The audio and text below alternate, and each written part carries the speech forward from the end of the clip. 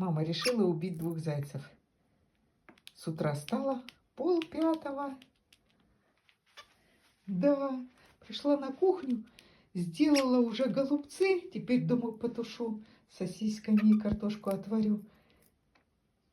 Будет еще завтрак. Да, потушу капусточку. Вот. И малыши наши уже прилетели, и маме помогает. Да? Скажи, ну, конечно, она же такая сладенькая. Она же молоденькая такая. Да? Ай, как вкусно, скажи мне. Я такое удовольствие получаю. Да? Да, лапочка? Эй, Гашундель. Гошка, скажи, что ты мне мешаешь, да? Что мешаешь?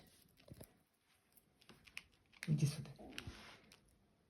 Вот так, молодец.